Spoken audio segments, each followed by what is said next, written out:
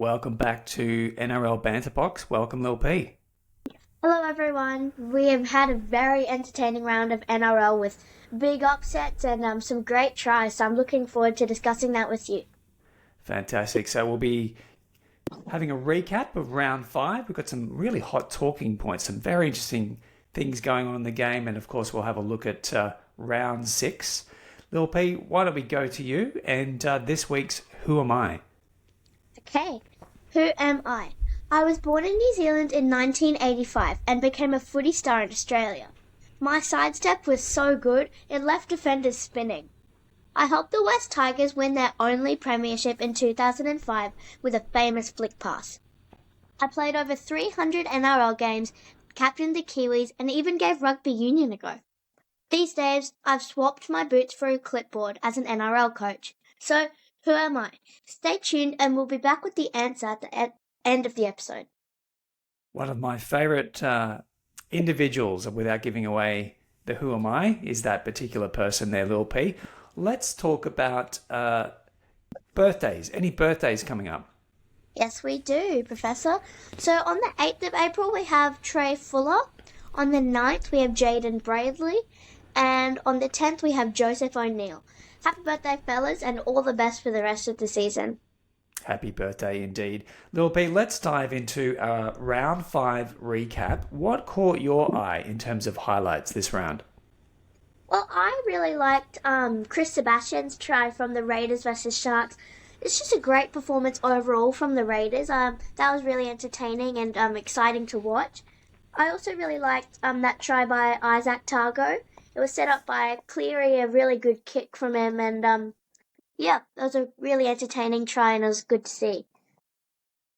Yeah, so my highlights, Lil P, were the upsets. So last round, we had 3 upsets. This round, we had 4 upsets. So it's quite an incredible season ahead with lots of twists and turns. I wanted to go back and talk about the Raiders' performance where they overcame the Cronulla Sharks. They were the underdogs going into that match. Of course, it was being played in the nation's capital. And listeners of our previous episode, of course, I did tip Ricky Stewart's men to win that one. Just wanted to get that in there, Lil P. But 21 years ago, this is one to watch on YouTube, Lil P. One of the most famous rugby league tries was in the State of Origin Game 1 in 1994, where Ray Warren described this particular try as, "That's not a try, that's a miracle." And it was Mark Coyne, representing, of course, the Queensland Maroons, scoring a miraculous try. And the last defender in that try, playing for the New South Wales Blues, halfback, was Ricky Stewart. And I remember attending a conference with Ricky Stewart in Darwin many years ago, and he hated to watch that particular playback and that moment being replayed so many times over because, of course, he was the last defender, the last unsuccessful defender in that winning try. So now, 21 years later, we have Ricky Stewart coaching the Raiders, and that was a miraculous try there by the Raiders. So for me, the highlight this round was lucky bounces. That was an incredibly lucky bounce there for the Raiders, where the ball just bounced backwards diagonally straight into the hands of the Raiders player, and it was a joy to see. An incredible win by the Canberra Raiders, and doing very well this season. Also continuing on the theme of lucky bounces, closely looking at the rival match of the South Sydney Rabbitohs playing the Roosters. We're deep into the second half. Souths are down by 6, down on troops, and of course the big game player Latrell Mitchell is back.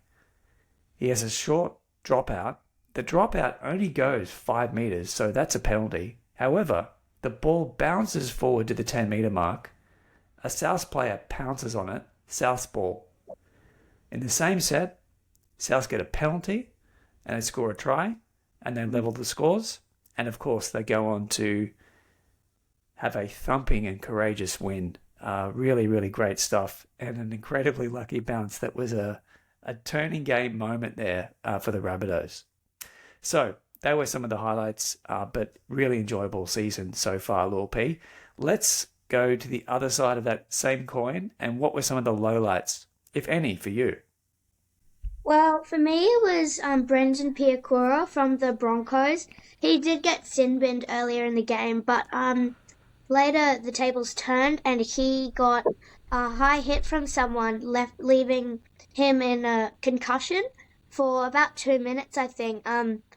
I heard from the Broncos they sent out something earlier this morning. He's on the road to recovery and he's getting better. So I wish him a great recovery, and I hope he can play for the upcoming games to help the Broncos to some big wins. Yeah, for me, Lil P, we go back to the Gold Coast. So last episode described the Gold Coast Titans as gritty. Now, that's not words that you would normally associate with the Gold Coast Titans. They had 2 consecutive wins, and they are sometimes a rocks and diamonds team. This round, round 5, it was back to the rocks for the Gold Coast Titans. A pretty terrible performance watching them against the Dolphins. Great to see the Dolphins register their first win for the season. But it was the coach, Des Hasler, and his comments blaming the refereeing, pointing fingers. And Des, look, if you just had a look at your own team's performance, you'd realise that the refereeing had little to do with the outcome of your own side. So Des could find himself in some hot water for those comments. We shall see in the week ahead, Lil P. Let's talk about the talking points. What else caught your eye in sort of hot topics that are emerging in the National Rugby League season? Yes, well, Ija Yeo, I'm not sure about the pronunciation there, Professor, a bit tricky, but he made history against the Cowboys, being the very first Panthers player to play 250 games for the club. So congratulations to him. I hope he has a good year ahead, a good season. But sadly, he didn't get to have a win to celebrate that milestone. But yeah, that Correct. was really impressive to see. And the Dolphins and the Eels with their first wins for the season. That was really good to see them actually finally beat a team. And it looked like they were really pushing and striving to win those rounds. But the Dolphins smashed the Titans, and which was surprising because a couple episodes back, or I think just the most previous one, we called the Titans the underdogs, the dark horses. They're actually getting better, but no, the Dolphins just smashed them. And the Eels just scraping through against the Dragons. That was a really entertaining game to watch. Kept me on the edge of my seat, so that was really nice to see. Yeah, some thrilling moments, wasn't there, in that encounter there between the Eels and the Dragons, and great to see the Eels register their first win of the season with a really fantastic play there by Lomax in the field goal. For me, wow, look at the table, Lil Pete. We have the Bulldogs unbeaten, 5-0. They head into this round with a rest, and they'll get their star players, Kikau and others back for their next match. But let's talk about the Penrith Panthers. So now 3 consecutive losses, a team that have won 4 consecutive premierships. Just to reflect on the last 3 games they played. So a 6-point loss to the Storm in round 3. Round 4, 10-point loss to the South Sydney Rabbitohs. And round 5, a 4-point loss to the Cowboys. What is going on with the Penrith Panthers? Now, we know they've lost their star players, and they've continued to do so over the last 4 years. However, have still continued to win, of course, those premierships. Is this year the tipping point where the loss of talent is beginning to take its toll and having an effect on the team's performance? They are 15th, Lil P, or 3rd last on the table. It's quite incredible. My takeaways and what I'm seeing from the Penrith Panthers are 2 factors. One is the halves combination is not working, so in particular the 5'8". But also a factor that's not being spoken about too much is that they're not playing at Penrith Panthers anymore, of course. And so what's that like for the team and the crowds that are not coming as much to Parramatta to come and see their team play? They're playing at Parramatta. Really, really interesting game that they have had this week on Thursday night where they take on the resurgent Dolphins. And are we looking at 4 losses in a row. Quite incredible what's unfolding there for the Penrith Panthers this season, Lil B. Yeah, just on the topic of the Panthers, I think yes, in the predictions episode, the very first one, we both mentioned what coach we think would first be fired due to controversy and all. I think that my side of the table for Ivan Cleary may go ahead. The Panthers Wow. have lots of controversy and some some really some really confused faces out in the crowd. But yeah, I think Ivan Cleary's got a lot of pressure on his shoulders, so I'm not sure how this is going to play out. But maybe my predictions will be correct, maybe not. So I'm looking forward to see the outcome of that. Yeah, I love your description there. A lot of confused faces. These Penrith Panthers fans are just not used to losing. And yep, Coach Cleary is under some pressure. So before we look ahead to round 6 there, Lil P, let's close it out. Who am I? So the who am I for this week was Benji Marshall. I hope you all got that. It was a bit of a tricky one, but what a player he was. He was some pretty awesome tries back then.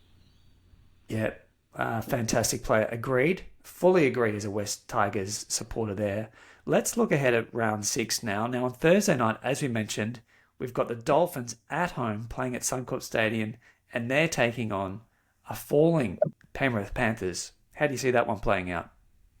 I don't know. I think that's going to be the most interesting one of the whole round. It's the first one you mentioned, but the Dolphins, after just recently smashing the team, then the Panthers losing 4 times in a row.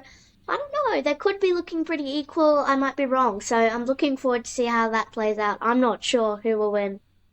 Yeah, agree. It's the most intriguing contest of round 6.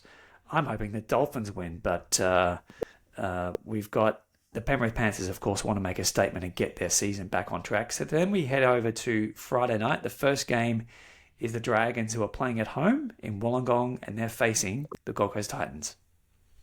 I hope that the Titans can get their game face back on. I think after their loss from the Dolphins, I think they can get back on track, beat the Dragons.